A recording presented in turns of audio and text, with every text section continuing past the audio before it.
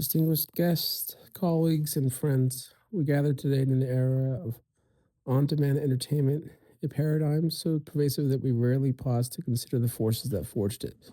To understand this present, we must examine a narrative not of inevitable disruption, but of audacious pivots, technological brinksmanship, and a fundamental reimagining of centuries old social contract. How we consume narrative itself. This is the history of Netflix. Our story begins not with streaming, but with humility and frustration. In 1997, Reed Hastings and Marc Randolph founded a company not to destroy Blockbuster, but to outmaneuver it on convenience. Their innovation was a subscription based DVD by mail service, a logistical ballot that eliminated late fees and leveraged the nascent U.S. Postal Service for distribution. This was a classic case of leveraging a new distribution channel, the internet for browsing, the mail for delivery, to exploit an incumbent's weakness. Netflix's true early genius was its algorithmic recommendation engine, Cinematch. It transformed a rental service into a curated, personalized experience, collecting data on taste long before big data entered the lexicon.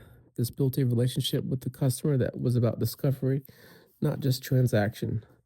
The first pivotal moment arrived in the mid 2000s. The company foresaw the physical media's decline and embarked on a daring, internally contentious gamble, shifting from its profitable DVD core to a nascent, unproven technology of streaming video.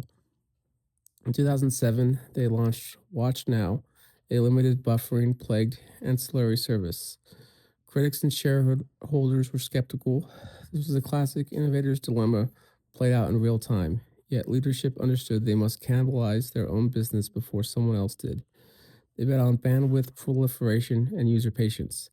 The second most consequential pivot was towards original content. Initially a content aggregator, Netflix watched as studios, recognizing the platform's power, began withdrawing their libraries to launch competing services. The strategic pearl was existential. Without Friends or The Office, what was Netflix? Their answer was to become the studio. In 2013, they unleashed House of Cards, not as a tentative experiment, but as a full season commitment, released globally all at once. This was revolutionary. It bypassed traditional pilot seasons and network schedules, empowering the viewer with control over pace and prioritizing bingeable serialized storytelling. The Netflix model was born. The data-informed greenlighting creative freedom for showrunners and a direct-to-consumer global release. This content strategy catalyzed the so-called streaming wars, fracturing the media landscape into a constellation of subscription services. Netflix's history, therefore, is not a linear triumph, but a relentless cycle of adaptation. It is a case study in using data not merely to recommend, but to predict and produce. It demonstrates how a distribution technology company understands that the ultimate power lies in owning the intellectual property flowing through its pipes. From postal envelopes to quantum streams of data, Netflix's journey is a masterclass in strategic foresight. It is the story of a company that redefined what we watch, how we watch, and ultimately the very economic and creative structures that govern storytelling in the 21st century. It moved us from appointment viewing to empowerment, from a shared cultural watercolor to a personalized algorithmic tapestry.